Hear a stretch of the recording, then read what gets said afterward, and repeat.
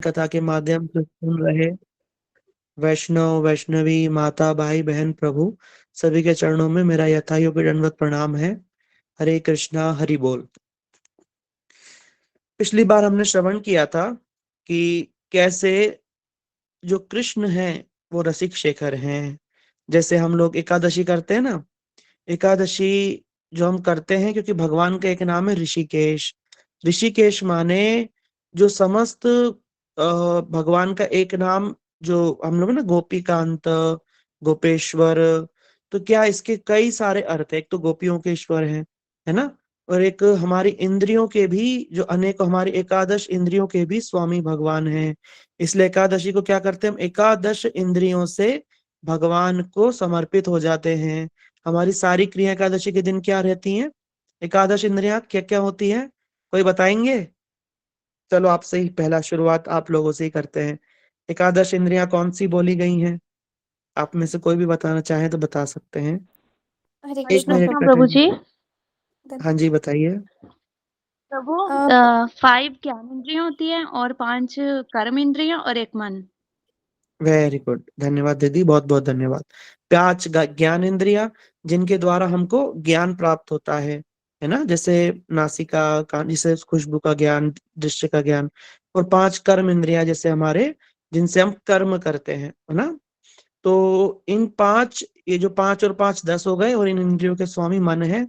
इन 10, 10 और 1 11, इन 11 के 11 इंद्रियों को जब हम भगवान की सेवा में लगा देते हैं, तब बोला जाता है एकादश समर्पण हुआ। हमने एकादश इंद्रियों के द्वारा भगवान के चरणों में भजन भक्ति की।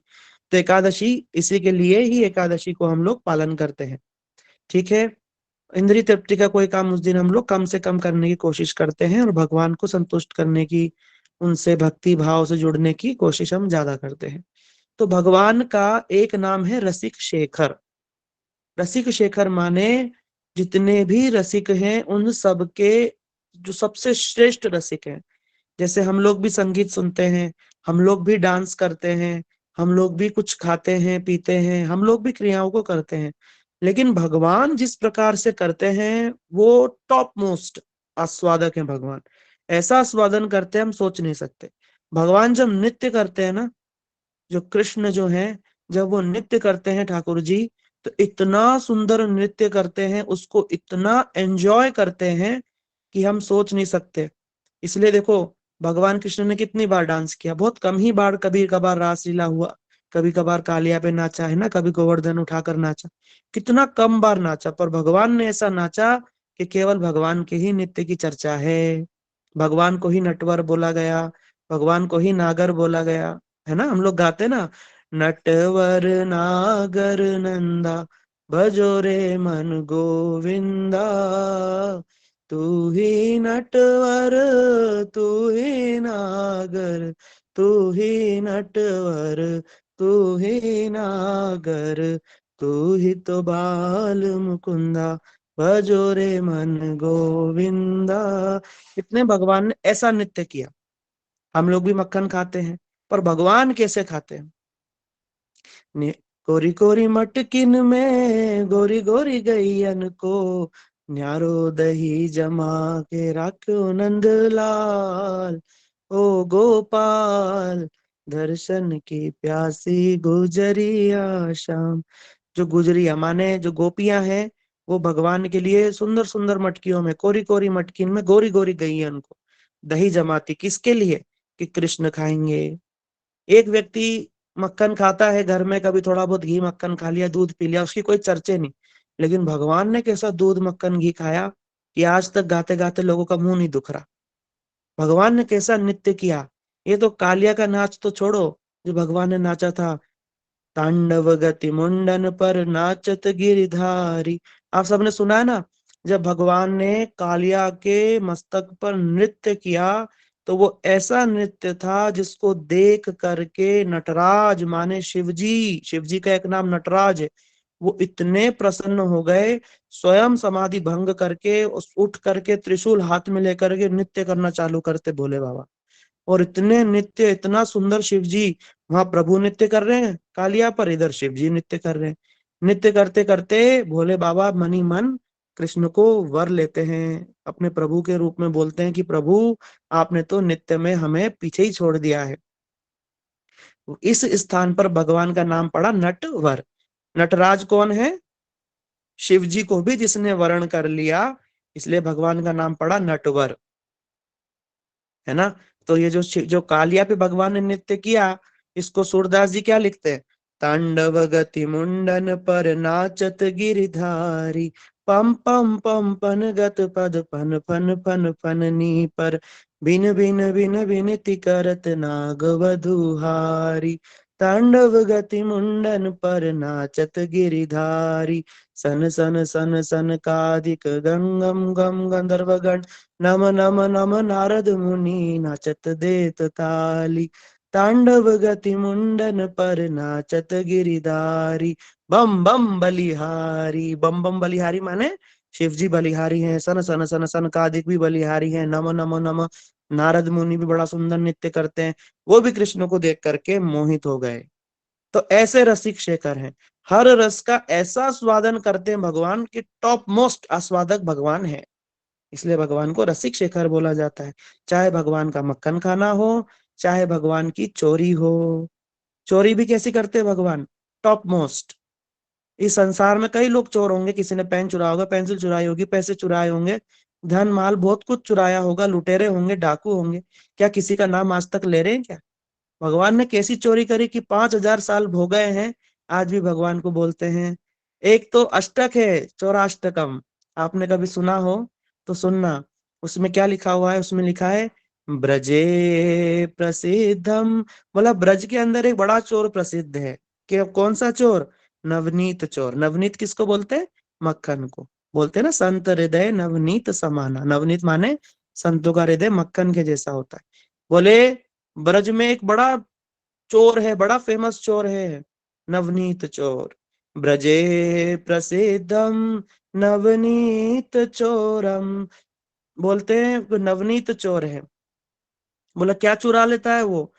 बोला गोपांगनानाम च दुकूल चोरम, बोला वो गोपियों के दुकूल माने दुपट्टे भी चुरा लेता है। चुराया ना, भगवान ने चिरहरण किया था। गोपांगनानाम चदुकूल चोरम। और इतना बड़ा चोर है कि वो क्या करता है? अनेक जन्मार्जित पाप चोरम, चोरागण्यम पुरुषम नमामि। बोला वो अनेक अनेक जन्मों जन्मांतर की जो हमारी पाप राशि है, उनको भी भगवान चुरा लेते हैं। ऐसे ब्रज के अंदर बड़े फेमस चोर हैं। तो क्या ऐसा चोर आज तक हुआ? नहीं। इसलिए भगवान जो क्रिया को करते हैं ना, वो हांडी भगवान ने चढ़ के फोड़ी थी, आज तक देखो दही हांडी होती है ना। इसलिए भगवान जो क्रिया करते ऐसी करते कि ऐसी कोई नहीं कर सकता, फिर वो चाहे रास ही क्यों ना हो।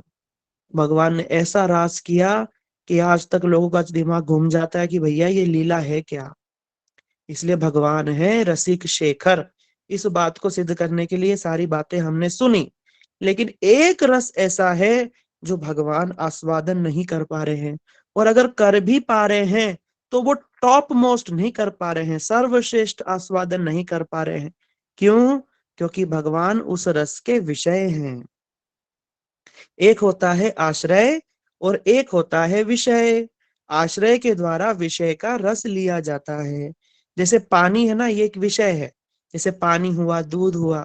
अब इसको कोई आश्रय, कोई पिएगा तो ही बता पाएगा ना कि पानी, अब पानी अपने आप को थोड़ी ना आस्वादन कर सकता है कि भाई मैं कैसा हूं। दूध को थोड़ी ना मालूम है दूध कैसा है। जैसे मान लो कि हम यहाँ पर किसी का उदाहरण लेते हैं, जैसे हमारे ब्रजेश प्रभु होंगे आज कथा में, है ना। जैसे ब्रजेश प्रभु बड़े सुंदर हैं, बड़ा सुंदर धोती कुर्ता तिलक लगा करके ब्रजेश प्रभु तैयार हो गए हैं, है ना। चलो हम सोचते हैं गौर पूर्णिमा के उत्सव में जा रहे हैं, जगन्नाथ मिश्र के भवन में उत्सव में जा रहे हैं। अब वो इतने सुंदर तैयार हुए हैं, उसका आस्वादन कोई दूसरा ही तो करेगा ना। अब वो खुद तो अपने आप का आस्वादन नहीं कर सकते हैं। इसलिए कृष्ण तो बहुत सुंदर हैं, इतने सुंदर हैं कि कभी कभी कृष्ण मोहित हो जाते हैं अपने आप को ही देख करके। जो नंद बाबा की नीलमणि वाला भवन है, उसमें कभी कभी खंबे में अपनी परछाई, अपनी इमेज देख करके भगवान खुद भ्रमित हो जाते, कह रहे इतना सुंदर बालक कौन है। और कभी कभी भगवान उससे झगड़ा भी करने लग जाते। जैसे मक्खन चुरा रहे हैं, मक्खन चुराते चुराते देखा कि सामने कांच में एक और बालक है जो मक्खन चुरा रहा है, जिसमें कि खुद ही है, लेकिन बाल लीला है ना। तो कृष्ण धीरे से मक्खन पीछे छुपा लेते, बोलते हैं तुम कौन हो भाई? तो वो भी पूछता है कांच में जो है, तुम कौन हो? बोला मैं कन्हैया। वो भी बोलता मैं भी कन्हैया। बोला एक काम करो, देख तू भी चोर और मैं भी चोर, हम एक काम करते हैं, थोड़ा बांट लेते हैं। तो कृष्ण क्या करते हैं, अपने जो पीछे मक्खन छुपाए ना, वो जो चुराया हुआ था उसको धीरे से आगे करके उसको देने लग जाते हैं। तो देखते हैं वो भी देने लग गया। तो कृष्ण ना एकदम चिढ़ जाते हैं, बोला कि तू मेरे घर में आके मेरा मक्खन चुरा के मुझको ही दे रहा है। और जा करके खंबे को जोर से पकड़ लेते हैं। बोला मैया मैया, अपने घर में चोर घुस गया, चोर घुस गया। मैया आती हुई देखा तो मैया समझ जाती कि चोर कौन है। इस प्रकार कृष्ण लीला करते, इसलिए कृष्ण का रूप इतना सुंदर है कि स्वास्वचम विमोहिता, इसलिए बोला सौभ गर्दे भूषणम भूषणांगम। भागवत में कहते हैं कि भगवान स्वयं तक मोहित हो जाते, इतना सुंदर भगवान का रूप है। ऐसे ही थोड़ी ना जो आज तक कन्हैया के चर्चे चल रहे हैं, है ना। आज तक भगवान का चर्चा है, किस बात का? सौंदर्य। भगवान का सुंदरता इतनी है कि हम सोच भी नहीं सकते, वो हमारी कल्पना के बाहर है।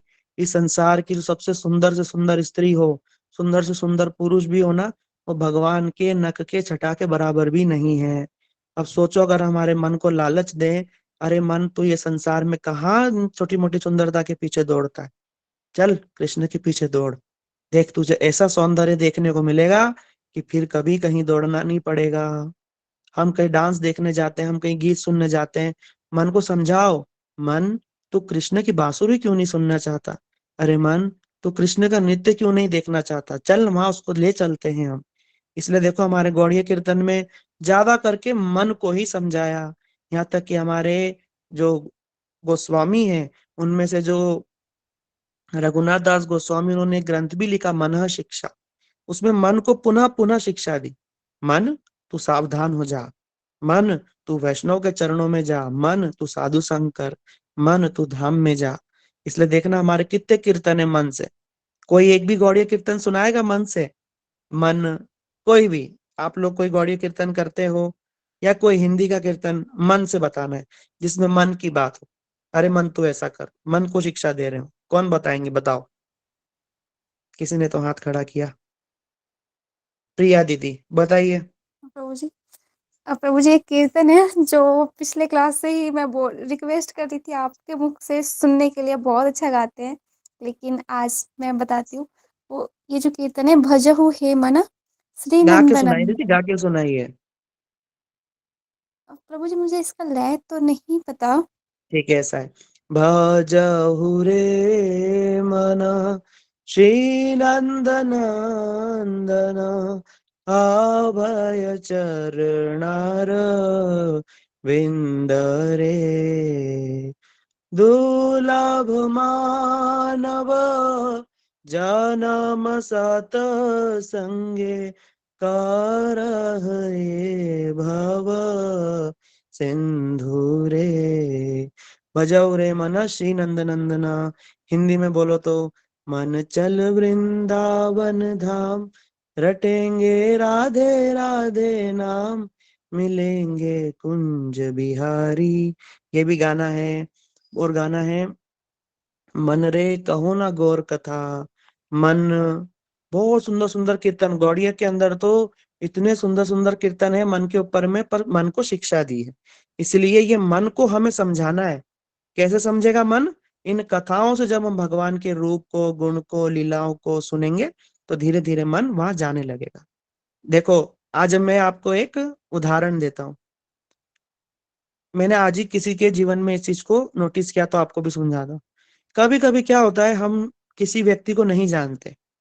आप लोग सब अगर समझ में आए तो हाँ करके बताना, ठीक है। कभी कभी हम किसी व्यक्ति को नहीं जानते, लेकिन कोई हमारा जो करीबी है, या जिसको हम जानते हैं, वो उस व्यक्ति के बारे में, जिसको हम नहीं जानते हैं, उसके बारे में हमें कुछ कुछ बताए। अरे मालूम है, वो इतना बेकार है, ऐसे करता है, वैसे करता है, नहाता भी नहीं है, और ऐसे उल्टे उल्टे काम करता है, सबको उल्टा पुल्टा बोलता है, ऐसे ऐसे करके हमें बहुत सारी बात बता दे। फिर कभी हम उस व्यक्ति को मिलेंगे, तो हमारा व्यवहार उस व्यक्ति के प्रति कैसा होगा, कौन बताएंगे? बताओ स्वाभाविक रूप में कैसा होगा? अच्छा नहीं होगा। बताइए। प्रभु जी और जैसा हमें वहाँ पे जैसा इमेज बन जाएगा कि ये ऐसा है, वो बातें याद आएगी, ये तो ऐसा है, इसके बारे में मैंने हम ऐसा उससे, सुना था। हाँ हाँ, अगर हम सुनेंगे कि ये व्यक्ति है ना चोर है, भले ही वो चोर ना हो पर हमने सुना, तो हम अपनी चीजें संभालने लग जाएंगे। कभी वो हमारे घर में है तो कोई चोरी ना कर ले। कभी हम सुने कि अरे ये तो बहुत चुगली करता है, तो हम सावधान हो जाएंगे कि हमको ऐसी बात ना बोल दें कि ये किसी और को बोल के हमारी लड़ाई लगवा दे। ऐसा होगा कि नहीं होगा? हाँ या ना? जी हाँ जी प्रभु जी। प्रभु जी ऐसा ही प्रभु जी। जी प्रभु जी, ऐसा तो होगा। हाँ प्रभु तो जी ऐसा बताओ, ही होगा। हरे कृष्ण। ऐसा ही होगा, हाँ जी। स्वाभाविक है। हाँ अब जी। एक बात बताइए, उस व्यक्ति से तो आप मिले ही नहीं, बस आपने उसके बारे में सुना है और आपको उसके प्रति इतने सारे भाव जागृत हो गए। कैसे जागृत हो गए? केवल मात्र सुनने से। तो अब एक बात बताइए, जब आप भगवान के विषय में इतनी सुंदर सुंदर बातें सुनेंगे तो भगवान से प्रेम होगा ही नहीं? बोलो। उस व्यक्ति से तो अवश्य ही आपको होगा। द्वेष हो गया। अवश्य होगा। अवश्य होगा, बिल्कुल होगा अवश्य प्रभु होगा जी। प्रभु जी। होगा प्रभु जी। अवश्य हाँ जी। होगा। यही कथा सुनने का रहस्य है, यही कथा सुनने का रहस्य है। इसलिए ब्रह्मा जी बोलते हैं, जिनवंति सन्मुखरिताम भवदीय वार्ता स्थाने स्थिति गताम श्रुति तनवांग मनोभीर्ये। बोला तन मन वचन से किसी जीवंत साधु के सामने बैठ करके इन भवदी माने भगवान की वार्ता को बार बार सुनो, बार बार सुनो। उससे क्या होगा? हमारा श्री कृष्ण जी के चरणों में, राधा जी के चरणों में, हमारे इन महान आचार्य जो कि नित्य सेवा में, कोई मंजरी हैं, कोई सखियां हैं, कोई क्या है, कोई क्या है, कोई गौर लीला में, इन सब के प्रति हमारा प्रेम उमड़ उमड़ के आ जाएगा। और जिस दिन वो हल्का सा भी छीटा फूटा हमारे हृदय में जागृत हो गया, उस दिन हमारा ये सब कुछ सुनना, ये सब कुछ हमारा श्रम सफल हो जाएगा। बस इतनी सी रहस्य की बात है। उसी ही रहस्य को पूरा करने के लिए आज हम गौर लीला श्रवण करेंगे। इस गौर लीला जो चैतन्य महाप्रभु की लीला है ना, और चैतन्य महाप्रभु का अवतार है। अगर कृष्ण को तो समझना, कृष्ण के विषय में तो हम लोग समझते हैं, हम लोग जानते हैं, क्योंकि हम लोग भारत में जन्मे हैं।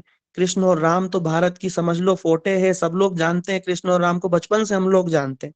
लेकिन अगर कृष्ण को ठीक ठीक रूप में, भगवान का सर्वश्रेष्ठ रूप, सर्वश्रेष्ठ गुण, भगवान की सर्वश्रेष्ठ लीला, और उस लीला में अगर हम प्रवेश करना चाहते हैं, टॉप मोस्ट की बात हो रही है। देखो दीदी, प्रभु जी, दीदी, हम टॉप मोस्ट चीज की बात कर रहे हैं यहाँ पर। गौड़ीय सिद्धांत टॉप मोस्ट सिद्धांत की बात करता है, जो यहाँ तक जाता है कि भगवान की उन गुप्त निगूढ़ निकुंज की लीलाएं, जहां पर भगवान की जो बड़ी प्रिय अष्ट सखियां हैं राधा रानी की, वो तक भी प्रवेश नहीं कर पाती हैं, वहां पर मंजरियों का प्रवेश है। और वो मंजरियों का भाव कैसे हम प्राप्त कर सकते हैं? उस मंजरी भाव को देने के लिए ब्रह्मा के एक दिन में एक बार ही आकर के श्रीमन चैतन्य महाप्रभु उस धन्य कलयुग में देते हैं। हर कलयुग धन्य नहीं होता। जिस कलयुग में चैतन्य महाप्रभु आते हैं, अवतार लेते हैं, वो ही कलयुग धन्य माना गया। इसलिए ये जो कलयुग है ना, ये साधारण कलयुग नहीं है। हम लोग कलयुग को कोसते हैं, अरे ऐसा कली, ऐसा ऐसा कलयुग बड़ा खराब। अरे इससे अच्छा कुछ भी नहीं हो सकता। हम बड़े सौभाग्यशाली हैं कि हम ऐसे भारत भूमि में जन्मे हैं जहां अभी अभी द्वापर गुजरा है, अभी अभी कलयुग स्टार्ट हुआ है, और 500 साल पहले ही श्रीमन चैतन्य महाप्रभु गए हैं। और उनके अनुयायी अभी दृढ़ता के साथ में सारे जगत में हरे कृष्ण महामंत्र का मिशन जो है, ये जो मंत्र की प्रेम की जो भावना है, इसको जगा रहे हैं। हम लोग बड़े सौभाग्यशाली हैं, हम लोग दुर्भाग्य नहीं है, हम लोग बड़े सौभाग्यशाली हैं। भगवान की कृपा है, शायद चाहते हैं कि हम उनके धाम को पहुंच जाएं। अब सोचो, आज से 500 साल पहले जन्मे होते तो क्या आज ये सारी बातें सुन रहे होते? उस समय सब मुसलमान होते हैं, मार काट चल रही होती, सब युद्ध चल रहे होते, इधर उधर भाग रहे होते सब लोग, है ना, अपना अपना सामान उठा के। तो क्या कभी भजन भक्ति कर पाते? नहीं कर पाते। अगर कृष्ण के पहले जन्म ले लेते तो क्या हमें कृष्ण के विषय में सुनने को मिलता? तो भी नहीं सुनने को मिलता। अरे हम कितने सौभाग्यशाली, एक बार सोचना ध्यान से। चलो आज भी लोग जन्मे हैं, क्या सबको ये कथाओं सुनने को मिल रही हैं? क्या सब भगवान के हाथ की भगवान के नाम की माला जप रहे हैं? क्या कोई निकलने की चेष्टा कर रहा है? बहुत कम। मेरे ख्याल से तो 1 करोड़ में 2-3 लोग होंगे जो चेष्टा कर रहे हैं। अगर सारी दुनिया को ले लें हम, तो 1 करोड़ में 2-4 लोग होंगे जो ठीक ठीक रूप में भजन साधन करके भगवान के धाम की ओर पुनः लौटने की चेष्टा कर रहे होंगे। तो हम उन्हीं में से कुछ लोग हैं जो ये चेष्टा में लग रहे हैं। हम लोग बहुत सौभाग्यशाली, इसलिए अपने आप को हीन नहीं मानना है, हमें भगवान को अपने आप को कृपा पात्र मानना ही मानना है। और नहीं है तो प्रार्थना इतनी करनी है कि भगवान प्रार्थना से बड़े प्रसन्न होते हैं। ठीक है, इसीलिए भगवान रसिक शेखर हैं, कुछ रस का स्वादन भगवान नहीं कर पाए, इसी के लिए भगवान को पुनः आना पड़ा। और जिन रसों को भगवान आस्वादन करना चाहते हैं उनके टॉप मोस्ट रसिक हैं, कौन बताएंगे? भगवान जिन रसों का आस्वादन नहीं कर पाए उन रस को सबसे श्रेष्ठ कौन आस्वादन करते हैं या करती हैं? श्रीमती राधा रानी। राधा रानी। राधा रानी।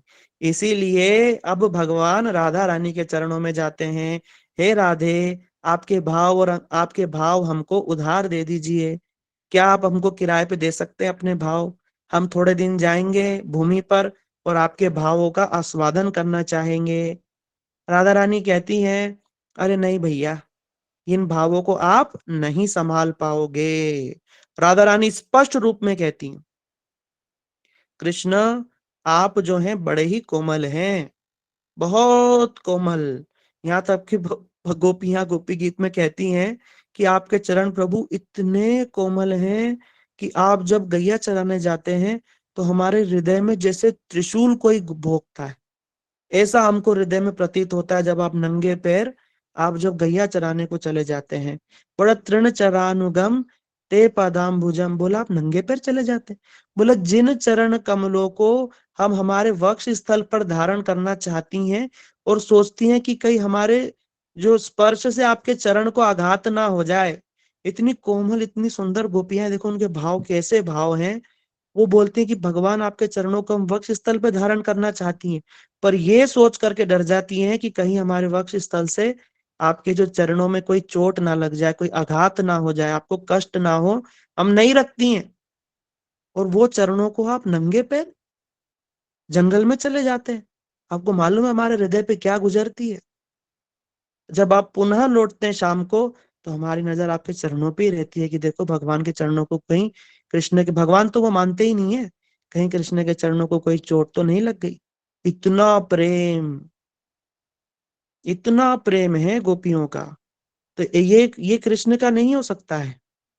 भगवान विषय है, आश्रय नहीं। इस प्रकार का जो गोपियों का जो प्रेम है, उसमें भी विशेष रूप से जो राधा रानी का प्रेम है, वो भगवान की बस की बात नहीं है।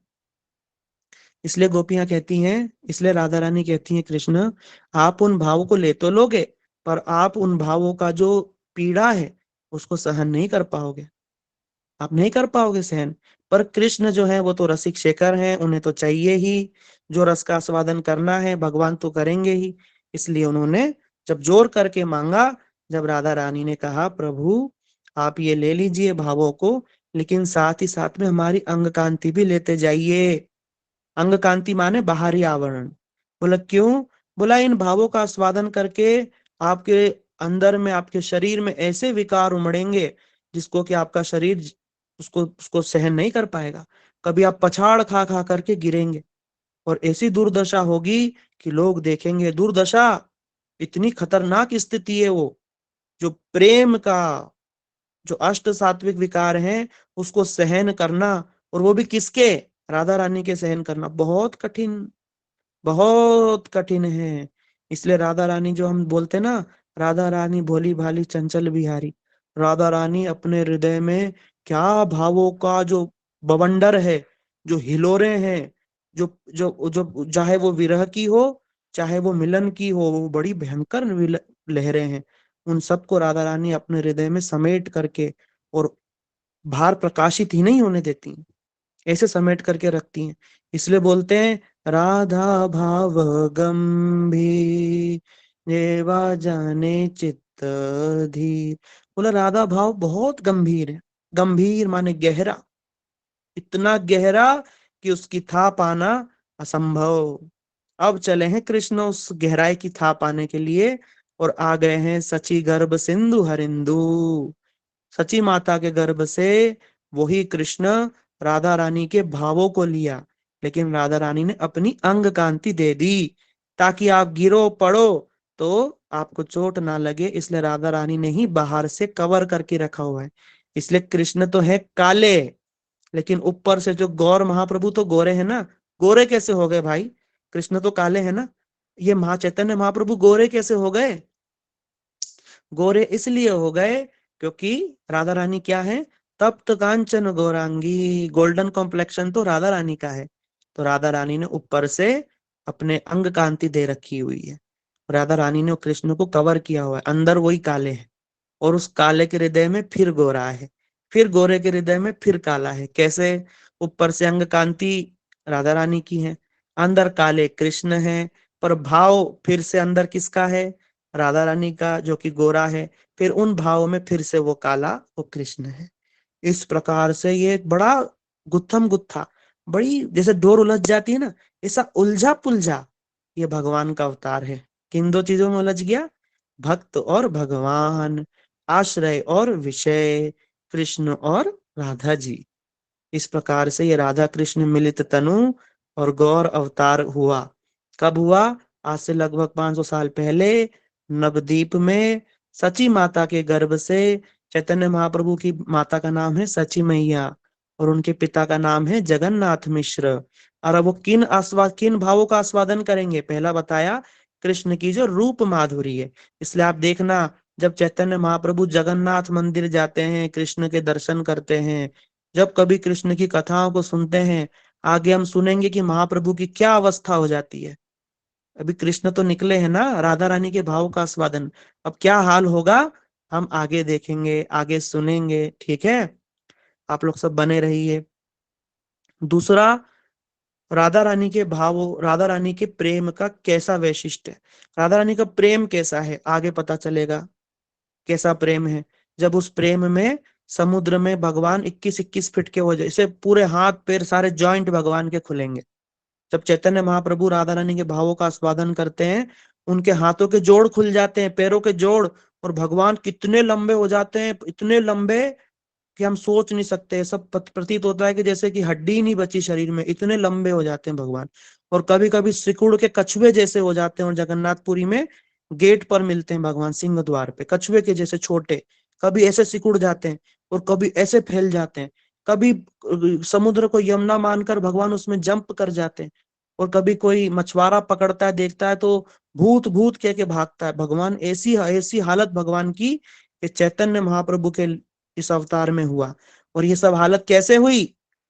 ये उस प्रेम को आस्वादन करने से।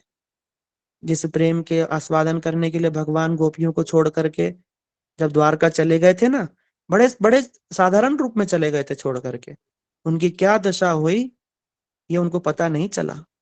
लेकिन जब ये सच्चिनंदन गौरहरि महाप्रभु जब आए हैं और जब उन भावों का आस्वादन किया, विरह के भावों का, तब कुछ कुछ जान पाए होंगे कि गोपियों के हृदय पर क्या गुजरी होगी, क्या गुजरी होगी। जब गोपियों की जो विरह वेदना से पूर्ण गोपी गीत को भगवान कभी सुनते हैं, जो चैतन्य महाप्रभु सुनते हैं, तो सुन करके ऐसा लगता है कि उनका हृदय फटेगा, फट जाएगा। भगवान इतनी जोर से रोदन करते हैं, इतना रोते हैं, और पिचकारी जैसे चलाते हैं ना, ऐसे भगवान के आंखों से, नेत्रों से अश्रु बहते हैं। और जितने लोग आजू बाजू जो जगन्नाथ रथ के पास में जो महाप्रभु के आसपास रहते हैं ना, सब भीग जाते हैं। ये अष्ट सात्विक विकार हैं प्रभु जी, दीदी, जिसके विषय में हम सुन रहे हैं। कभी कभी भगवान की कथाओं को कभी सुनते हुए हमारे रोंगटे खड़े हो जाते हैं, इसको बोलते हैं रोमांच। कभी आंखों से अश्रु आ जाते हैं, ये होते अश्रु। स्वेद माने पसीना छूटना, कंप माने कप कपाना, विवर्ण माने रंग बदल जाना। कभी कभी चैतन्य महाप्रभु का रंग बदल जाता है, कभी काले हो जाते हैं, कभी कैसे, कभी क्या। इसलिए ये महाप्रभु की लीला बड़ी चमत्कारी है, इसलिए हम इसको श्रवण करेंगे, हम सुनाना चाहते हैं। हम चाहते हैं कि वो गौर हरि जो है उनके चरणों में हमारी प्रीति हो जाए। क्यों? क्योंकि चैतन्य महाप्रभु के चरणों में प्रीति हो गई तो समझो जुगल किशोर के चरणों में प्रीति हो गई। जुगल किशोर है ना, वो दोनों मिले हुए हैं उनके अंदर में। ठीक है ना? इसलिए हम लोग आज चैतन्य महाप्रभु के जन्म के विषय में। और हाँ, तीसरा कि उन भाव में जब राधा रानी उन भाव को आस्वादन करती हैं तो उनके हृदय में क्या होता है, तो वो सब यही होता है जो महाप्रभु को हो रहा है। इसलिए जो तीन जो विशेष कारण थे, जो आंतरिक कारण है भगवान के आने के, वो हमने श्रवण किए थे पिछले क्लास में, उसको आज विस्तार से बताया। और कैसे महाप्रभु इनको आस्वादन करेंगे ये हम आगे सुनते हैं।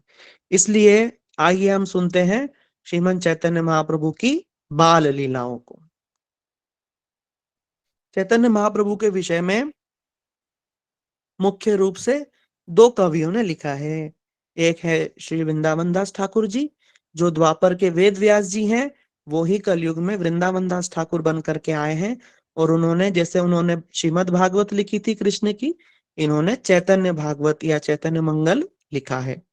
इसलिए कृष्ण लीला कहे वेद व्यास चैतन्य लीलार व्यास वृंदावन दास कैले चैतन्य मंगल, जहार श्रवण नाशे सर्व मंगल। वृंदावन दास ठाकुर के द्वारा रचित अगर कोई चैतन्य मंगल को सुनेगा तो उसके जीवन से सारे अमंगल दूर हो जाएंगे। और जो दूसरे कवि हैं जिन्होंने विस्तार पूर्वक चैतन्य महाप्रभु के विषय में लिखा है, उनका नाम है कृष्णदास कविराज गोस्वामी, कृष्णदास कविराज गोस्वामी जी, जिन्होंने चैतन्य चरितामृत को लिखा है। ठीक है ना। इसलिए वृंदावन दास ठाकुर ने भी चैतन्य महाप्रभु के विषय में लिखना चाहा, लेकिन उनकी विशेष रूप से प्रीति नित्यानंद प्रभु के चरणों में थी। इसलिए जब नित्यानंद प्रभु का पाठ आया ना, तो वो इतने भाव विभोर हो गए कि लिखते ही गए और महाप्रभु का पाठ बिल्कुल छोटा सा ही हो गया।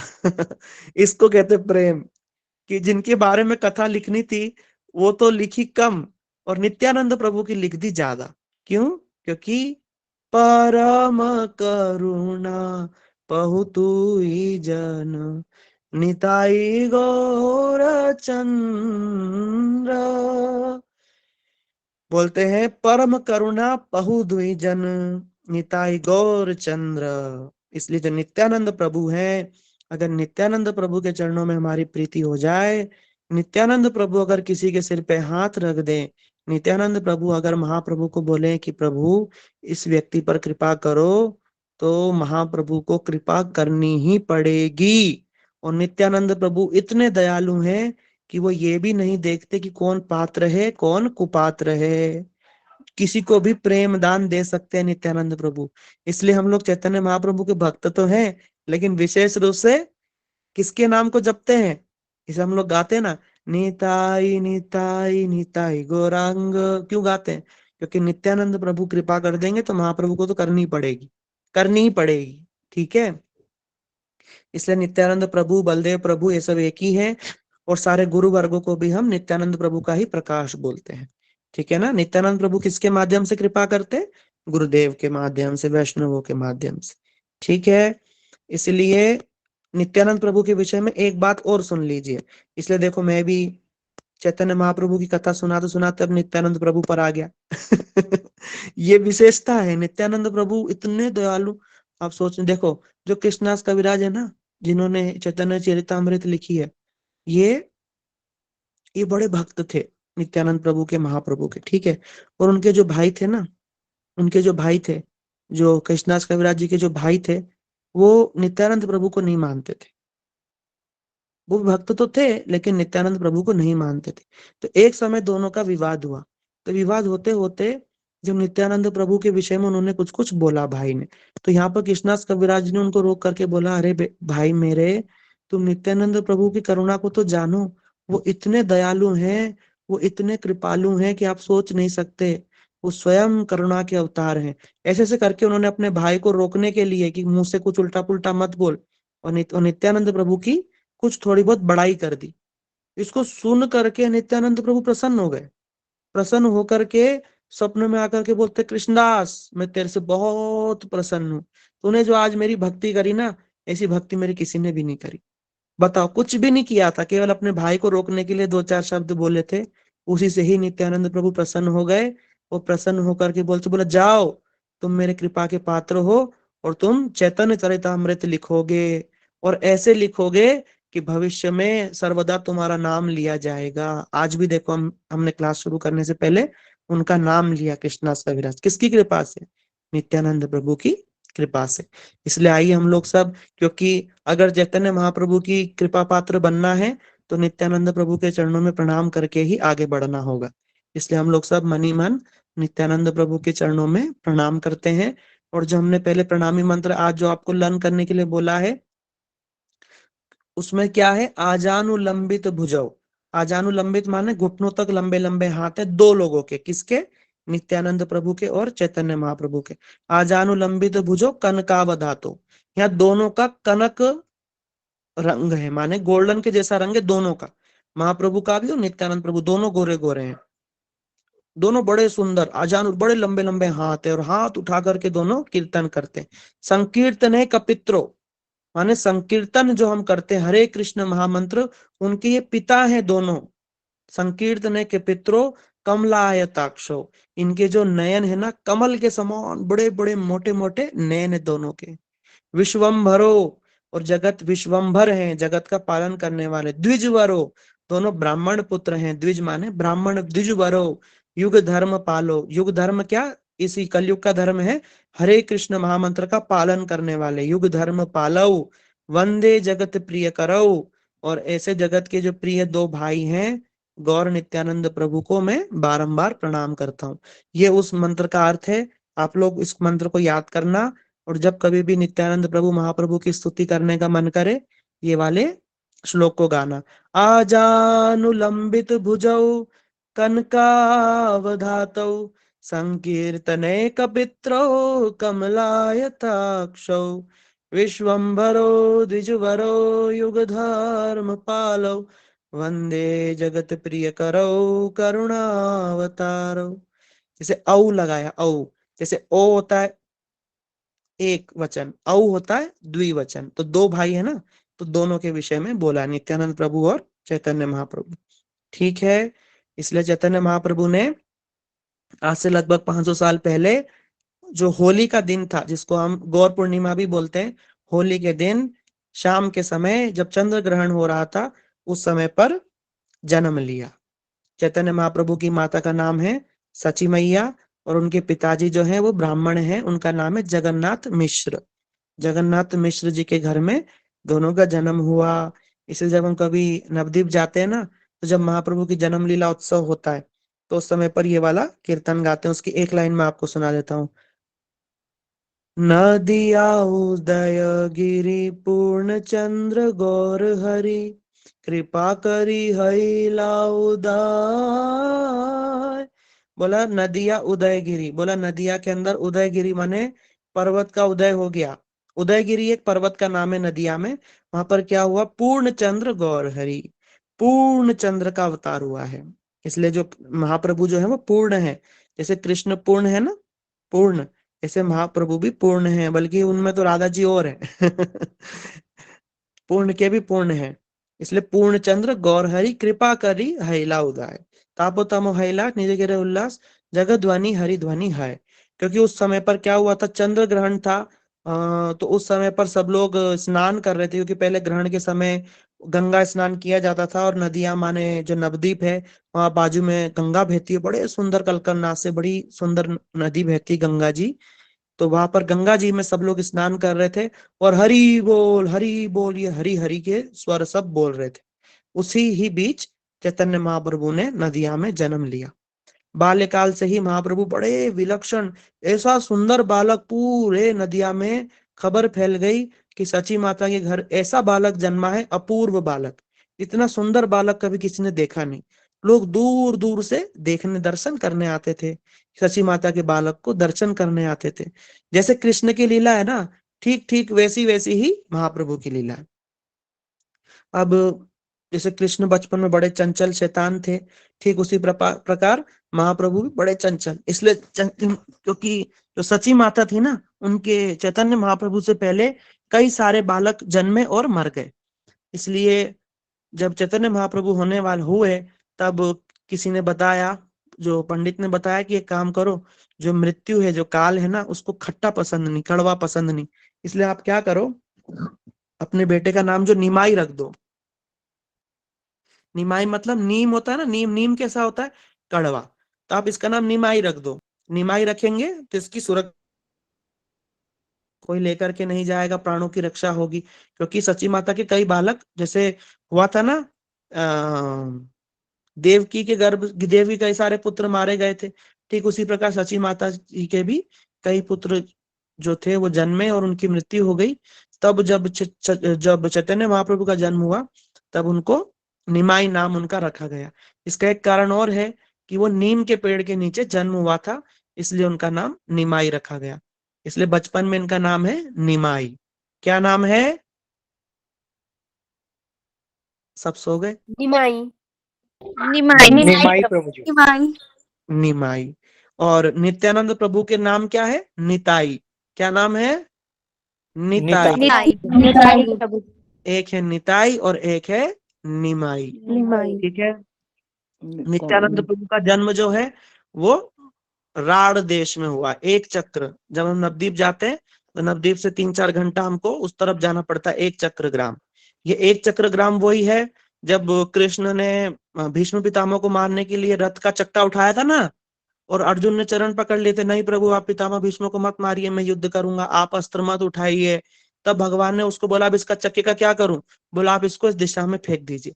तो भगवान ने उस चक्र को जहां फेंका और वो चक्र जहां आकर गिरा वो स्थान है एक चक्र ग्राम। उसी स्थान पर नित्यानंद प्रभु का जन्म हुआ है।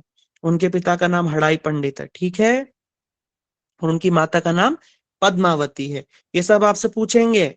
नित्यानंद प्रभु के पिता का नाम है हड़ाई पंडित, माता का नाम है पद्मावती, और चैतन्य महाप्रभु की माता का नाम है सची माता, और पिता का नाम है जगन्नाथ मिश्र। दोनों ब्राह्मण घर में जन्म हुए।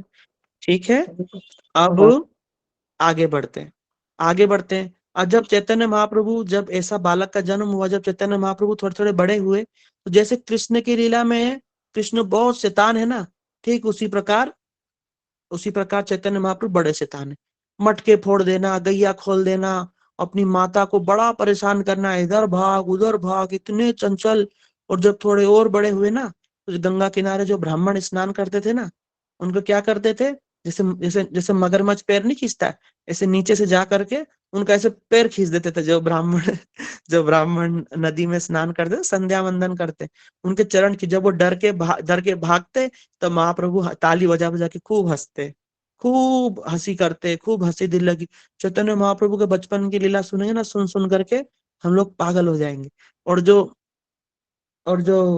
कन्या जो होती थी ना, स्त्रियां जो नदी किनारे आती थी और भगवान को बोलती थी, भगवान को पुष्प चढ़ाती थी, भगवान के लिए कुछ कुछ फल लाती थी, तो चैतन्य महाप्रभु बोलते, निमाई बोलते हैं उन सबको, बोला अरे तुम जिसके लिए लेकर के आई हो वो तो मैं ही हूँ, लाओ ये सारा का सारा जो खाद्य वस्त्र मेरे को दे दो और ये हार भी मेरे को पहना दो। अब वो बात बच्चा झूठ नहीं बोल रहे हैं, झूठ नहीं बोल रहे, बोल सही रहे हैं। क्यों? क्योंकि वो तो स्वयं भगवान है, जिनके लिए कर रहे हैं वो तो स्वयं है।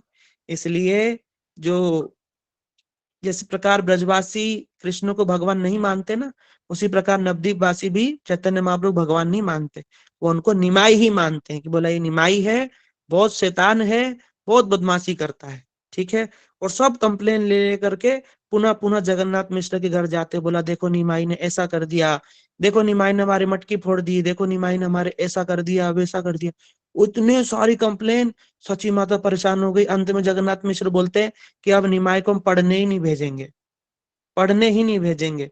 ये पढ़ने जाता तो क्या करने जाता है, स्कूल जाता है कि नहीं जाता है, ये जा करके नदी किनारे कभी किसी के धोती खींच दी, कभी किसी के पैर खींच दिए, कभी किसी को क्या करते थे, मुंह में जैसे पानी भर के और सबके मुंह पे मार देते थे और बोलते थे कि तुम लो मेरा उच्चिष्ट लो, तुम्हारा कल्याण होगा। मुंह में पानी भर के, जैसे ब्राह्मण स्नान करके निकले, उनके ऊपर जैसे कुल्ला नहीं करते, पिचकारी मुंह से मार करके बोला लो अब जाकर तुम्हारा स्नान हुआ, अब जाकर तुम पवित्र हुए, इससे ही तुम्हारा कल्याण होगा, ऐसा बोलते। वो ब्राह्मण गुस्सा करके जनेऊ हाथ में लेकर के, अरे बालक हम तुमको श्राप देंगे, और महाप्रभु वहां से भाग जाते। फिर जाकर ब्राह्मण बेचारे स्नान करते, फिर बाहर आते, फिर महाप्रभु कुल्ला करके भाग जाते। इतना परेशान, पूरे पूरे के पूरे नदिया के अंदर हुल्लड़ मचा करके रखते थे। इनकी बहुत बड़ी टोली भी थी।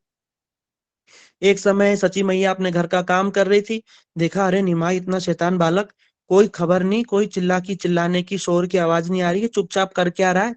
जब कोई उद्यमी बच्चा घर में हो ना, कुछ देर आवाज नहीं आए, तो ऐसा लगता है कि सो तो नहीं गया, क्या कर रहा है, इतना शैतान बच्चा, आवाज ही नहीं आ रही घर के अंदर में। सची माता ने बाहर जाकर के देखा तो एक बहुत बड़े काले नाग के ऊपर महाप्रभु आराम से बैठे हुए हैं। आराम से इसको देख करके सची माता के तो जैसे प्राण ही निकल जाएंगे।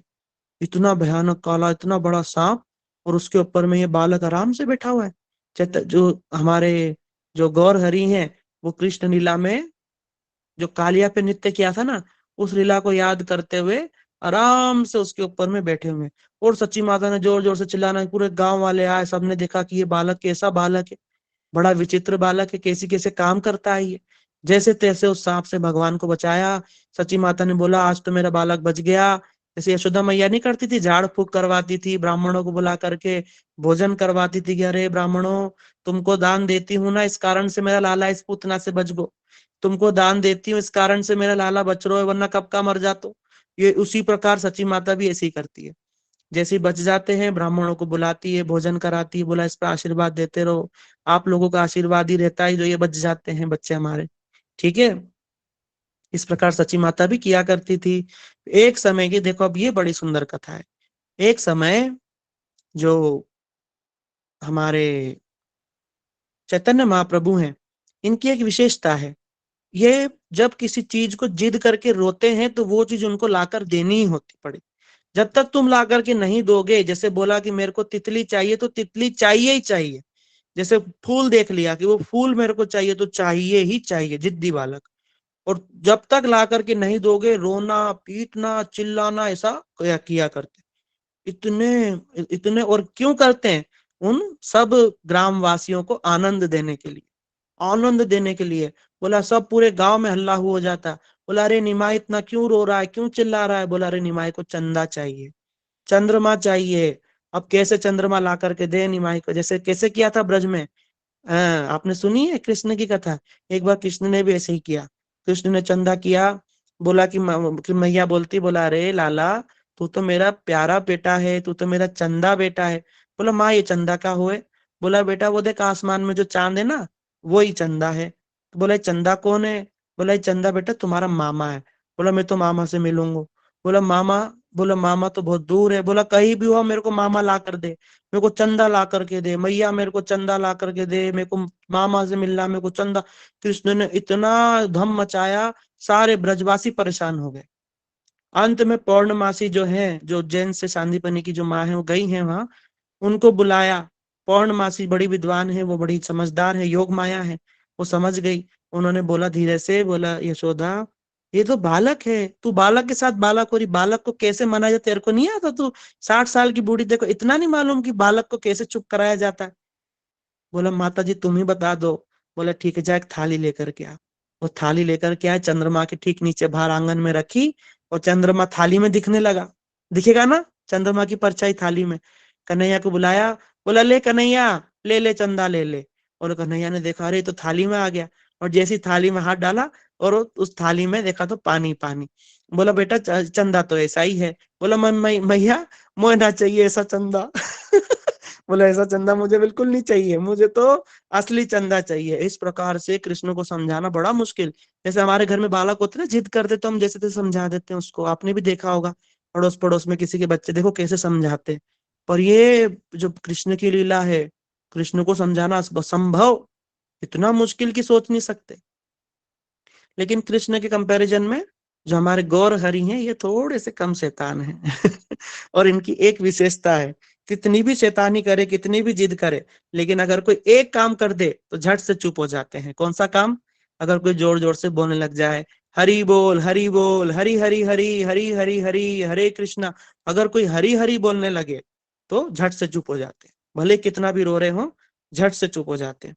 एक समय की बात है, एक विप्र है, विप्र माने कोई ब्राह्मण है, वो उस मार्ग से गुजरते गुजरते वो थक गए, और उन्होंने सोचा कि अब कहीं विश्राम करना चाहिए।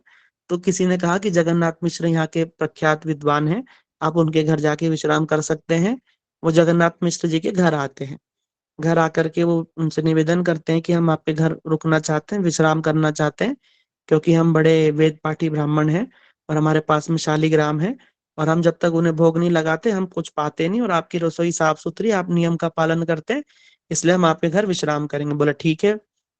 अब उनको पूजा का घर दे दिया।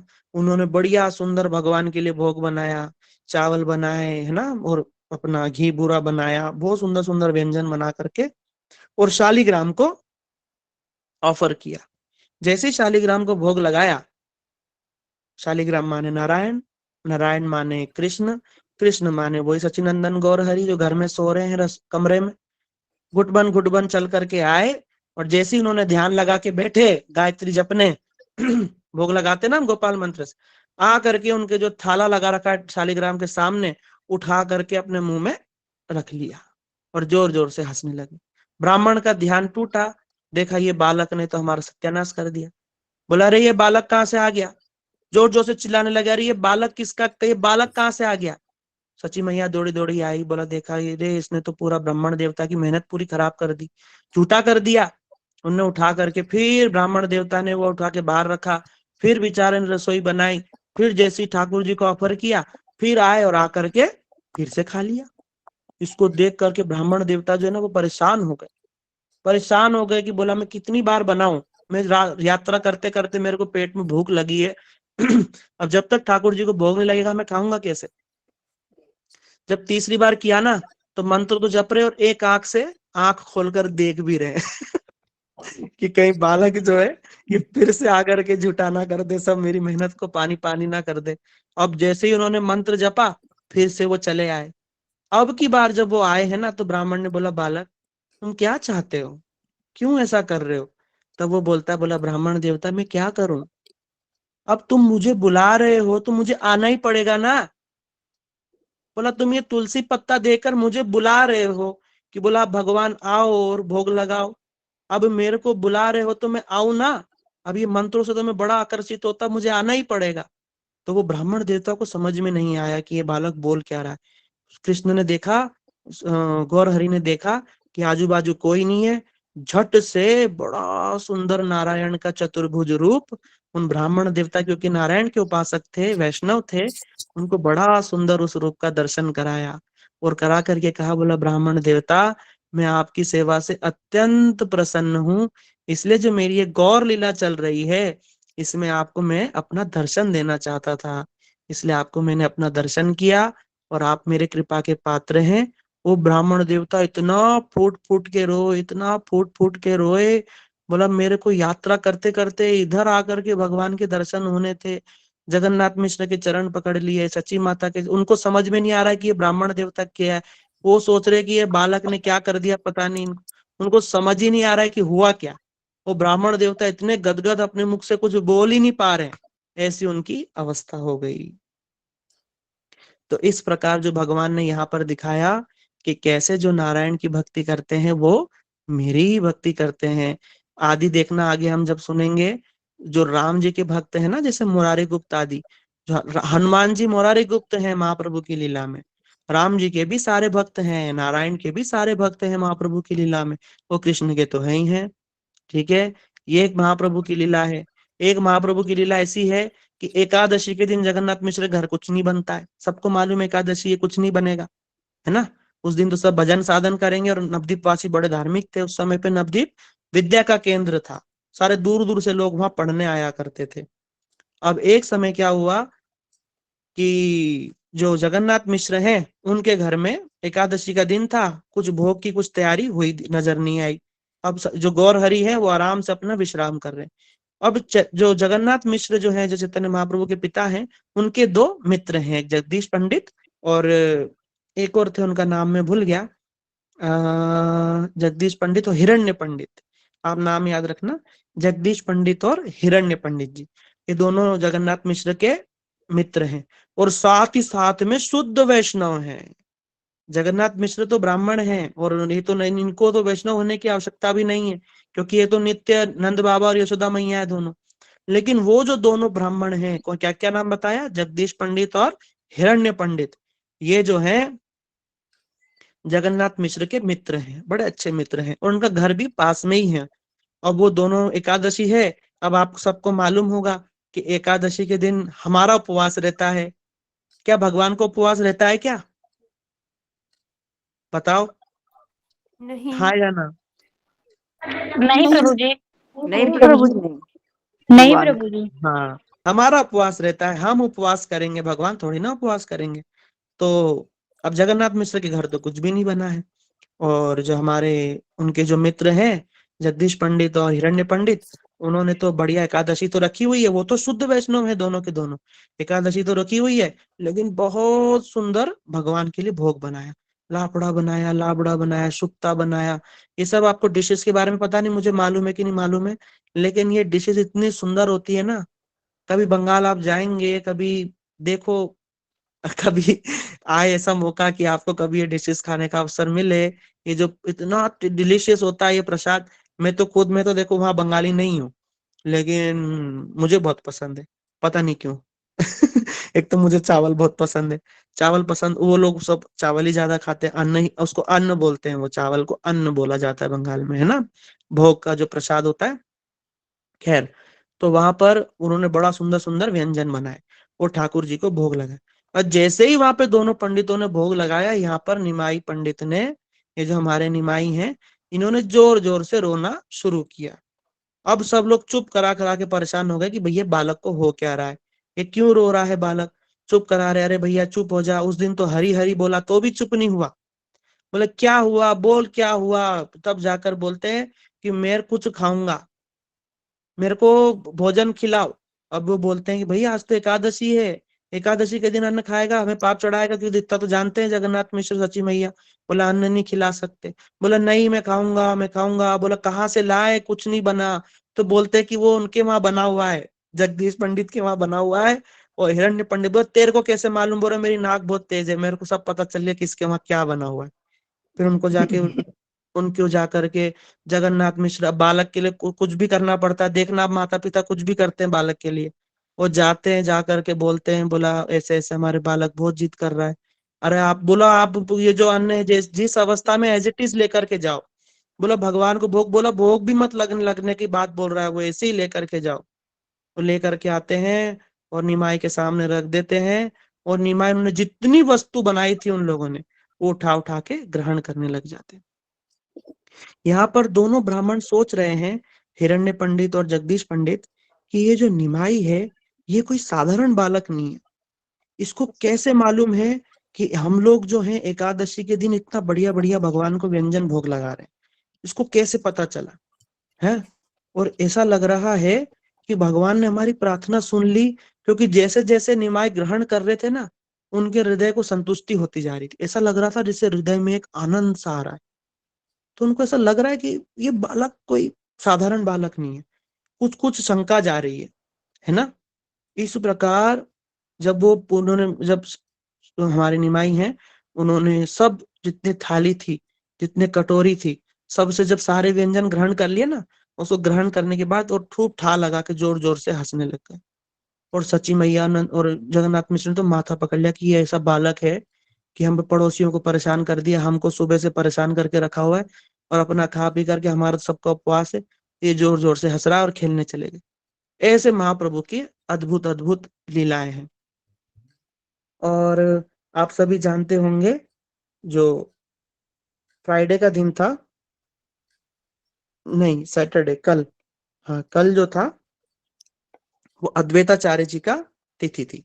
तो अद्वैताचार्य जी कौन है? अद्वैताचार्य जी जो हैं, ये सदाशिव है, महाविष्णु है। ठीक है, ये स्वयं नारायण है, महाविष्णु है, जिनके द्वारा ये सारी सृष्टि जो हम देख रहे हैं, ये उन्हीं के ही ईक्षण से हुई है। वही रमा देवी पे ईक्षण करते हैं, जिसका आभास माया को होता है, माया सक्रिय हो जाती है, अनेक तत्व बनाती है। जितने तत्व हम देख रहे हैं ना, ये जल अग्नि वो, ये सब तत्व, मोह अहंकार, ये सारे तत्व, मोह तत्व, महातत्व, ये सब माया संरचना कर देती है, उसके अंतर्गत ये सृष्टि होती है। ये सब महाविष्णु के क्षण से होता है। ठीक है, वही महाविष्णु चैतन्य महाप्रभु की लीला में अद्वैताचार्य जी हैं। अद्वैत, अद्वैत मतलब अद्वैत, द्वैत मतलब दो, माने नहीं, यानी भगवान से भिन्न नहीं होने के कारण उनका नाम अद्वैत है, माने वो भगवान ही है। इसलिए हमारे गौड़ीय संप्रदाय में अद्वैताचार्य जी की तिथि पर व्रत किया जाता है। इसलिए मेरा भी कल व्रत था, हमने व्रत किया था कल। सब गौड़ीय वैष्णव व्रत करते हैं, क्योंकि वो नारायण है, नारायण का उपवास रखा जाता है। ठीक है, इसलिए जितने भी है ना, नरसिंह है, बामन है, इन सबकी तिथियों पर उपवास हम लोग रखते हैं गौड़ीय वैष्णव। तो कल हमारा अद्वैताचार्य जी के इसमें भी उपवास था। तो अद्वैताचार्य जी वो क्या करते हैं, स्कूल चलाते हैं और नवद्वीप में ही रहते हैं। और वो देखते हैं कि संसार की हालत कितनी खराब है, कैसे लोग पापी हो गए हैं, कितना कलयुग का जोर पड़ रहा है। मुसलमानों का समय राज राज हो रखा था। वो बड़े परेशान थे और शुद्ध वैष्णव बहुत ही कम थे, सब स्मार्त ब्राह्मण ज्यादा हो गए थे। वो बड़े दुखी रहते थे। एक बार तो उन्होंने क्रोध में आकर के सोचा कि मैं चक्र लेकर के समस्त पाषंडियों का गर्दन काट दूंगा। लेकिन वो सोचते हैं कि ये धन्य कलयुग है। धन्य कलयुग मतलब इस कलयुग में जो भगवान है वो सबका गला नहीं काटेंगे, बल्कि उनको प्रेम दान दे करके शुद्ध करेंगे। गला काट के शुद्ध नहीं करेंगे, प्रेम दान दे करके उनकी वृत्ति को ही शुद्ध कर देंगे। इसलिए वो बोलते हैं कि ये समय तो सचिनंदन गौर हरि को बुलाने का है। इसलिए हमने सुना था ना, कारणों में से एक जो तुलसी दल मात्रेण जलस चुलकेन वाक, बोला हाथ में तुलसी दल लेकर के और जल में, हाथ में गंगा जल लेकर शालिग्राम पे चढ़ाते हुए उन्होंने पद्म पुराण का एक श्लोक जो मैं बोल रहा था, है ना, तुलसी दल मात्रेण जलेन चुलकस्यवा, ये जो श्लोक है इसको पढ़ते हुए उन्होंने महाप्रभु का आह्वान किया और महाप्रभु नवद्वीप में प्रकट हो गए। अब अद्वैताचार्य जी के बुलाने से महाप्रभु आ तो गए, लेकिन अद्वैताचार्य जी से अब तक नहीं मिले। अब लीला सुनिए आप लोग, जरा सी लीला है, उसको सुना करके आज को हम यही रखेंगे। तो जब चैतन्य महाप्रभु के एक बड़े भाई हैं जिनका नाम है विश्वरूप। क्या नाम है? विश्वरूप। ठीक है, विश्वरूप। हाँ विश्व रूप। विश्वरूप। इसलिए जो विश्वरूप जो है वो अद्वैताचार्य जी के टोल, टोल माने स्कूल या गुरुकुल, अद्वैताचार्य जी के जो स्कूल है उसमें पढ़ने जाते हैं। तो कभी कभी जो सची मैया है वो बोलती थी, अरे निमाई, निमाई इस समय छोटे बालक 5-6 साल के बड़े सुंदर बालक हैं, ठीक है। वो बोलते थे, निमाई जरा अपने भैया को तो बुला लाना तो स्कूल से, माने टोल से, है ना, अपना देर बड़े भैया ने जरा नियासो। तो अपने जो निमाई हैं वो जाते हैं लेने के लिए। जाते हैं तो अद्वैताचार्य और विश्वरूप का, जो आपने देखा होगा ना, हमारे जो भक्त लोग क्या करते हैं, धोती कुर्ता पहनते ऊपर एक पटका पहनते हैं, देखा होगा ना, पटका जैसा पहनते हैं गले में, उतरी। तो निमाई जो है जाते हैं और उतरी पकड़ करके खींचने लग जाते हैं, बोला भैया भैया मैया बुला रही है, चलो घर चलो घर चलो। विश्वरूप उठ के चलने लगते हैं। अब जैसी क्लास के बाहर निकलते हैं ना, ऐसे पीछे मुड़ करके एकदम तिरछी नजर से अद्वैताचार्य जी को देखते हैं। कौन? महाप्रभु। निमाई छोटे बच्चे एकदम तिरछी नजर से अद्वैताचार्य जी को देखते हैं और मानो मन ही मन कह रहे हो, अरे बूढ़े बाबा, ये अद्वैताचार्य जी बूढ़े हैं दाढ़ी वाले, बोला अरे बूढ़े बाबा, तुमने मेरे को बुला करके और मेरे को ही भूल गए। तुम्हारे बुलाने से मैं यहाँ पर आया और मैं नवद्वीप में हूँ और तुम मेरे को अभी तक आए भी नहीं और मेरे को पहचान भी नहीं रहे हो। और अद्वैताचार्य जी जो है वो महाप्रभु के रूप को देखकर मोहित हो रहे। अद्वैताचार्य जी बोल रहे हैं कि मैं अद्वैत, मैंने अपने ये सब संसार का आकर्षण जीत के रखा हुआ है, पर पता नहीं ये जो बालक है जगन्नाथ मिश्र के घर में, छोटा बालक है, पता नहीं इसमें कैसा आकर्षण है कि जब भी इसको देखता हूं ना, मेरा मन ही इसके पीछे पीछे चला जाता है। पता नहीं क्या बात है। वो बात क्या है? अरे वो प्रभु हैं, वो प्रेम पुरुषोत्तम है ना। कौन है प्रेम पुरुषोत्तम? चैतन्य महाप्रभु। कृष्ण है लीला पुरुषोत्तम। ये एक और प्रश्न है। चैतन्य महाप्रभु है प्रेम पुरुषोत्तम, कृष्ण है लीला पुरुषोत्तम और राम जी हैं मर्यादा पुरुषोत्तम। ठीक है, इन बातों को आप याद रखिएगा। तो इस प्रकार महाप्रभु की बड़ी सुंदर सुंदर लीला है। धीरे धीरे महाप्रभु बड़े हुए, विद्वान, संस्कृत के बड़े पंडित हुए और सबको सारे ब्राह्मणों को श्लोक में, व्याकरण में हरा दिया करते थे। और के सारे पंडित उनके नाम से भागते थे, डर के मारे, कह रहे निमाई पंडित आ रहा है, हमको हमारे विचारों का खंडन खंडन कर देगा। इस प्रकार चंचल निमाई, चैतन्य महाप्रभु जब तक छोटे थे बड़े चंचल थे, चंचल निमाई हुए। फिर जब वो बड़े होकर के, जब उनके पिताजी चले जाएंगे, अपने धाम को पधार जाएंगे, तब वो गया जाएंगे श्राद्ध करने के लिए, वहां अपने गुरुजी से मिलेंगे। जब वहां से गया से वापस आएंगे तब बड़े भावुक हो जाएंगे, उसको बोलेंगे भावुक निमाई। फिर ऐसे करते करते अंत में सन्यास लेकर के चले जाएंगे महाप्रभु। इसलिए जब महाप्रभु सन्यास लेकर के जाते हैं ना, जैसे कृष्ण ब्रज से गए ना, उससे भी बुरा हाल नवद्वीप वासियों का हुआ था, क्योंकि अभी नगर संकीर्तन निकालेंगे महाप्रभु पूरे नवद्वीप में, और ऐसा माहौल बनाएंगे ना कि उसको सुने तो दंग रह जाए। इसलिए कभी कभी चैतन्य चरितामृत पढ़नी चाहिए। अब कौन पढ़ाएगा? कभी हमने भी लॉकडाउन में कभी सुनी है हमारे परमेश्वरी प्रभु से वृंदावन में। मेरे को कभी चैतन्य महाप्रभु की जो चैतन्य चरितामृत थी ना, उसमें कभी ऐसी विशेष रुचि नहीं हुई, कभी मन नहीं किया सुनने का। लेकिन जब लॉकडाउन में मैं वृंदावन में, ठाकुर जी ने फंसा दिया, गेट बंद करवा के वहीं रखा, गेट बंद कर दिया ठाकुर जी ने, बोला कि तू जा ही नहीं सकता यहाँ से। उस समय में मैं फंस गया वृंदावन में, कृपा करके ठाकुर जी ने रखा। तब जोर करके ये चैतन्य चरितामृत सुनवाई। परमेश्वरी प्रभु ने कंपलसरी करा हुआ था कि मैं कथा सुननी पड़ेगी सबको, जो जो मठ में है, और जो नहीं सुनेगा उसको मार पड़ेगी, खड़ा कर दिया जाएगा, पनिशमेंट मिलेगी। उस पनिशमेंट के डर से मैंने ये चरितामृत को सुना, और जब मैंने सुना ना, सच में ऐसा लगता है हृदय के अंदर कि हृदय ना फटेगा प्रेम से। इतनी सुंदर लीला है ना महाप्रभु की, और अब मैं क्या बोलूं, बोल नहीं सकते उसको। सुना था, सच में बड़ा आनंद है। आपको भी कभी मौका मिले, आप कभी किसी वैष्णव के मुख से इन सब चीजों को जरूर श्रवण करना। ये भक्ति का मूल है। चैतन्य महाप्रभु का चरित्र अपार है, शेष, ब्रह्मा, नारद कोई पार नहीं पा सकता। इसलिए हम लोग तो बस उनके चरणों में कृपा ही कर सकते हैं। हे महाप्रभु, हे नित्यानंद प्रभु, हम बड़े छोटे हैं, हम कुछ भी नहीं जानते हैं, आपकी कृपा की ही आस लिए बैठे हैं। आप कृपा करेंगे, राधा कृष्ण के विषय में हम जान पाएंगे, आपके विषय में जान पाएंगे, आपके कृपा के पात्र हो पाएंगे, जब ये हमारा जन्म सफल होगा। इन्हीं प्रार्थनाओं के साथ में आज की क्लास को हम यहीं विश्राम देते हैं, और कभी आगामी क्लास में या जैसे भी होगा, हम कोशिश करेंगे इन विषयों पर थोड़ा और सुने, महाप्रभु के विषय में और जाने। महाप्रभु का चरित्र बहुत बिलवान है। कैसे महाप्रभु ने सन्यास लेकर नदिया से चले गए, कैसे महाप्रभु की माँ ने बोला कि बेटा पूरी, ज्यादा से ज्यादा पूरी जाना, इससे दूर चला गया तो मैं प्राण नहीं रख पाऊंगी, इसलिए महाप्रभु पुरी में रहे। वरना महाप्रभु वृंदावन आना चाहते थे, लेकिन जगन्नाथपुरी नवद्वीप से पास है ना, ज्यादा दूर नहीं है, ज्यादा दूर नहीं, 10-12 घंटे का रास्ता है।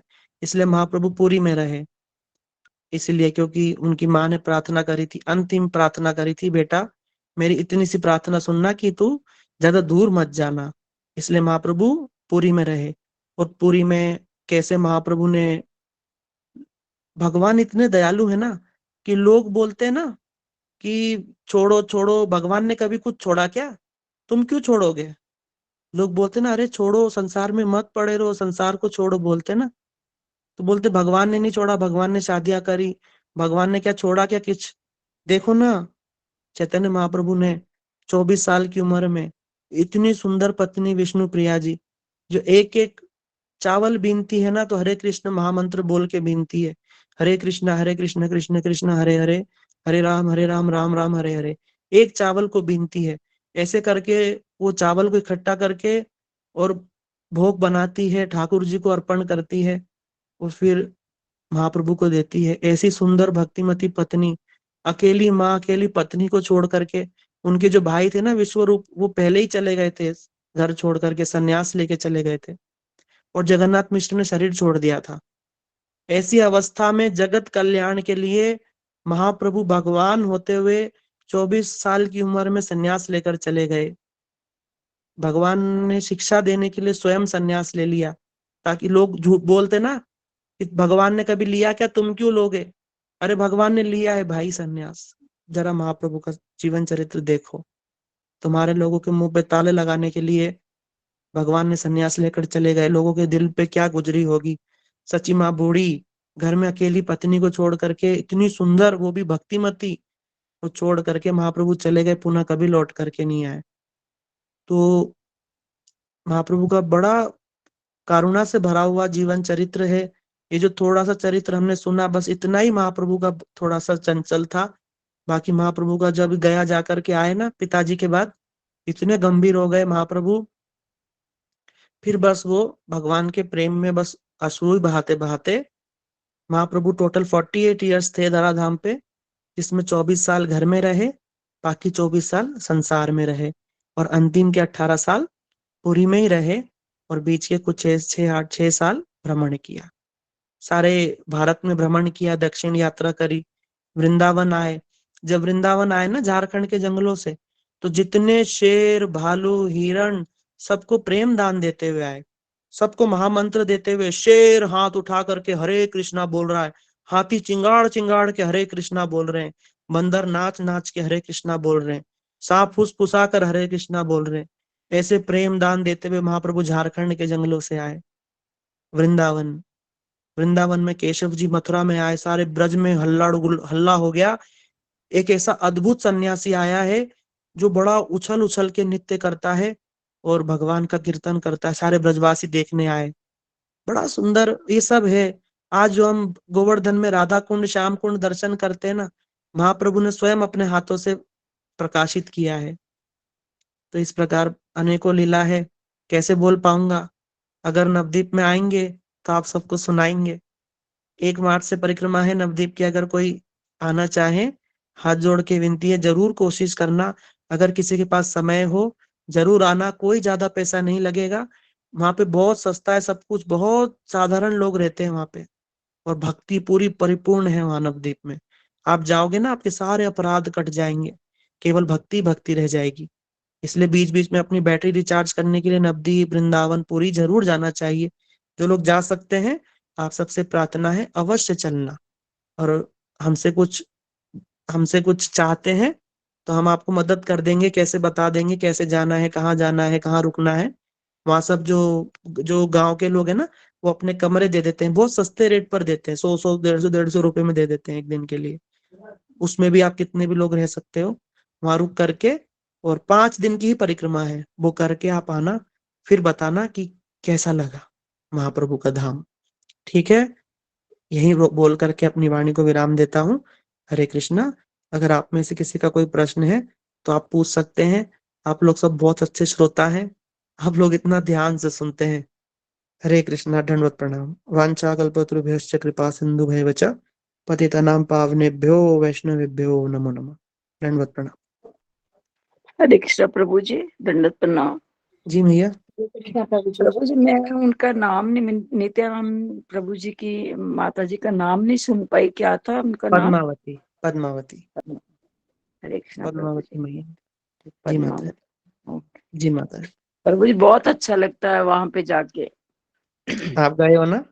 एक बार मैं पुरी भी गई हूँ प्रभु जी, एक बार वृंदावन गई हूँ, एक बार यहाँ पे बस आपका हो गया। नवदीप। आप घर बैठे बैठे कथा सुन सुन के, क्योंकि आपके अभी आपका स्वास्थ्य ठीक नहीं है ना, इसलिए घर हाँ जी बैठे बैठे कथा सुन के मन ही मन वहां जाना। ठीक है। हाँ प्रभु जी, गई तो बड़ी जगह हूँ वहां पे नवदीप में भी, पर कुछ चीजों के जगह के नाम याद है, कुछ के भूल गई हूँ कोई मैं बात नहीं, वो सब याद आ दोबारा जाएगा धीरे धीरे। दिमाग में अभी जब रखती नवदीप हूँ। परिक्रमा होगी ना, तो लाइव जी देखना, हर स्थान की ठीक, कथा सुनना, सब धीरे धीरे याद आएगा। ठीक है ठीक है माता जी। प्रभु। हाँ जी प्रभु जी। हरे कृष्ण बोले, दंडवत प्रणाम। दंडवत बहुत प्रणाम अच्छा, माता जी। बहुत आप अच्छा लोग लगा सब बहुत। हाँ, धन्यवाद माता जी। आप लोग हाँ सब ग्रुप में भी प्रश्न पूछ सकते हैं। अगर महाप्रभु के विषय में आप सबको सुनकर कैसा लगा, ये भी जरूर बताना। चैतन्य महाप्रभु के विषय में सुनकर के आपको कैसा लगा, ये आप सब बताना ग्रुप में। ठीक है। और अपने अपने भावना को वहां पे लिखना। और अभी किसी का कोई प्रश्न हो तो आप लोग जरूर पूछ सकते हैं। हरे नहीं कृष्ण तो प्रभु जी। जी माता जी। दंडवत प्रणाम प्रभु जी। धन्यवाद प्रणाम दीदी। प्रभु जी, ये नित्यानंद जी के पिताजी का क्या नाम था? हड़ाई पंडित। हड़ाई ना? हाँ जी दीदी। ठीक है प्रभु जी, धन्यवाद। धन्यवाद दीदी। हरे मिताली कृष्ण दीदी आप प्रभु कुछ जी, पूछिए। दंडवत प्रणाम। हाँ दीदी पूछिए। प्रभु जी, ये हम जैसे कल हमने व्रत रखा था, तो ये व्रत क्यों रखते हैं इन तिथियों पे? जैसे तो कहा जाता है कि एकादशी सबसे सर्वश्रेष्ठ है। हाँ दीदी, तो जैसे जो एकादशी जो होती है ना, वो विष्णु का जी अवतार है ना। एकादश मतलब भगवान विष्णु का वो होता है। और जी वो तो एकादशी सभी व्रतों के राजा हैं। लेकिन जो विष्णु हैं, जो भगवान नारायण के जितने भी अवतार हैं, जो मुख्य रूप से जिनके हम पूजा अर्चना करते हैं, जब उनकी तिथि आती है तो उस दिन हमें व्रत रखने कर उनकी कथा सुननी चाहिए, उन अवतार के विषय में जानना चाहिए। क्योंकि भगवान का जब जब अवतार या भगवान आते हैं, बड़ी करुणा के साथ में धरती पर आते हैं। अगर हम याद करेंगे तो हमारे जीवन में उन्नति होगी, भगवान के प्रति प्रेम बढ़ेगा। तो अद्वैताचार्य जी भी नारायण ही हैं, महाविष्णु हैं, ठीक है। इसलिए हम उनके चरणों में प्रार्थना करने के लिए, उनकी कृपा प्राप्ति के लिए, है ना, महाप्रभु के चरणों की प्राप्ति के लिए उनका व्रत रखते हैं। इसीलिए गौड़ीय वैष्णव ज्यादा करके रखते हैं। और बाकी जैसे जो दूसरे दूसरे जो वैष्णव संप्रदाय हैं, वहां पर भी एकादशी और जो नारायण के जितने अवतार है, जैसे नरसिंह अवतार, वामन अवतार, इन सब का उपवास रखा जाता है, जन्माष्टमी आदि। ठीक है दीदी? जी प्रभु जी, धन्यवाद प्रभु जी। जी दीदी, हरे कृष्ण। हरे कृष्णा प्रभु जी। मैंने कुछ और पूछना, जैसे पुरी में हम जाते हैं प्रभु जी, तो जैसे मतलब एक तो कहते हैं कि पूरी के जो चावल है वो जैसे खा लेते हैं हम, तो कहते हैं कि चावल खाने का दोष नहीं लगता। या कुछ एक बात और पूछनी थी प्रभु जी, जैसे कि पुरी में जब जाते हैं तो वो एकादशी को उल्टा क्यों लटकाया हुआ है वहां पे, ये नहीं समझ आई बात। माता जी, वो पुरी में जो पंडित जी लोग हैं, उनका ये हाँ जी कहना है क्योंकि पुरी भगवान का धाम है और जी जगन्नाथ भात जगत प्रसारे हाथ, इसलिए हाँ जगन्नाथ जी का जो भात है वो रोज रोज ग्रहण करना चाहिए, एकादशी को भी नहीं करना चाहिए। लेकिन जब ये पुरानी परंपरा कोई चल रही थी, लेकिन जब अच्छा महाप्रभु स्वयं पुरी में आए तो पंडितों ने सोचा कि हम लोग अगर महाप्रभु को जगन्नाथ का एकादशी के दिन अन्न देंगे और महाप्रभु जी उसको ग्रहण कर लेंगे, तो ये परंपरा, जो वैष्णव लोग एकादशी के दिन अन्न नहीं खाते ना, वो टूट जी जाएगी। लेकिन महाप्रभु ने ऐसा नहीं किया। महाप्रभु ने जो वो महाप्रसाद लाए थे उसको एक जी आसन पे रखवाया, सब भक्तों को कहा कि सब इसकी परिक्रमा लगाएंगे, और सबने बड़े प्रेम के साथ में महाप्रसाद की परिक्रमा लगाई, प्रणाम किया, लेकिन ग्रहण नहीं किया। अगले दिन सुबह उसी से पारण किया। तो इसीलिए महाप्रभु ने स्वयं अपने जीवन में आचरण करके दिखाया कि नहीं, एकादशी के दिन ऐसा नहीं, एकादशी के वो मस्ट है, एकादशी करना अनिवार्य है, ऑप्शन नहीं है। जी जी जैसे कोई कोई व्रत ऑप्शनल होता है ना, करो चाहे मत करो, हाँ जी एकादशी 8 साल से लेके 80 साल तक सबके लिए अनिवार्य है। अब जिसकी जैसी योग्यता, जो निर्जला रख जी सकते हैं निर्जला रखो, जो एक टाइम खा के रख सकते हैं एक टाइम फलाहार वगैरह कुछ लोग लीजिए, और जो जी। लोग नहीं रह सकते वो 2 टाइम 3 टाइम 5 टाइम खाइए, लेकिन अन्न ग्रहण मत कीजिए, ज्यादा से ज्यादा तो भगवान का नाम आदि ग्रहण प्रभु कीजिए। जी क्या उस दिन किसी को मतलब आम भी नहीं नहीं, देना चाहिए हाथ से? नहीं, अन्न का दान नहीं देना चाहिए, बिल्कुल भी नहीं देना चाहिए, बहुत दोष प्रभु जी लगता है। जैसे घर में बच्चे हैं, छोटे हैं, या कोई गेस्ट आ जाते हैं बताया या तो कुछ, बताया तो 8 साल तक कोई दोष नहीं है, और जो गेस्ट आए हैं उनको एकादशी के दिन जो बनाया है वही कुट्टू के पकौड़े बना के दो। ठीक है प्रभु जी, ठीक ठीक है। है। हाँ आपके जी गेस्ट भी बोलेंगे कि ये क्या बनाया भाई, बोला हाँ ये जी आज हम नया कुछ हमने बनाया है। और ठीक है कुट्टू प्रभु के जी। पकौड़े बना करके उनको दीजिए। सब रास्ते हाँ माता जी, बस हाँ हमारी जी इच्छा हाँ। नहीं।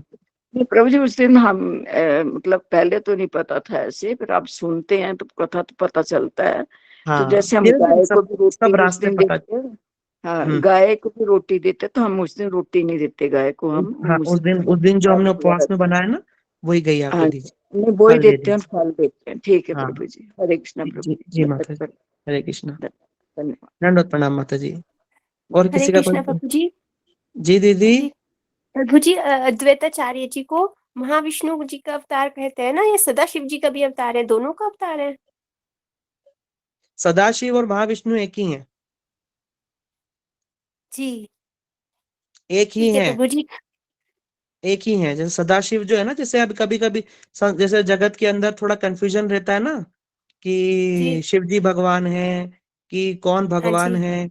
तो महाविष्णु जो सदाशिव हैं वो भगवान ही हैं, वो नारायण ही हैं शिव जी के रूप में। ठीक है। इसलिए इस जी। समझना थोड़ा कठिन है, लेकिन जो हाँ, हम शिव। इसलिए कंफ्यूज हुए थोड़ा।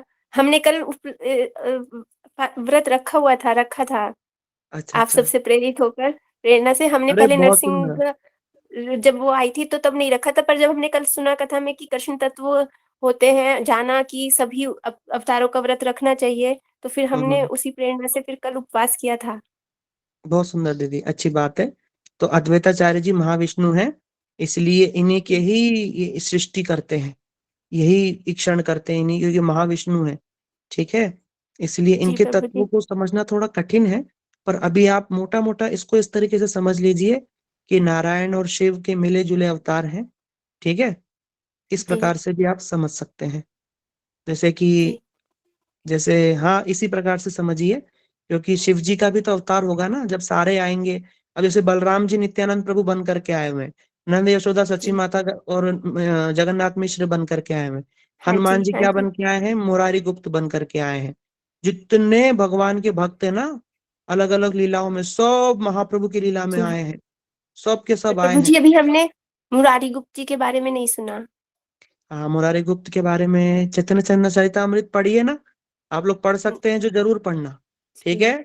जी आप लोग पढ़ना, जी इतना आनंद आएगा, आप लोग उसके अंदर सारे के सारे ग्रंथ हो जाते हैं।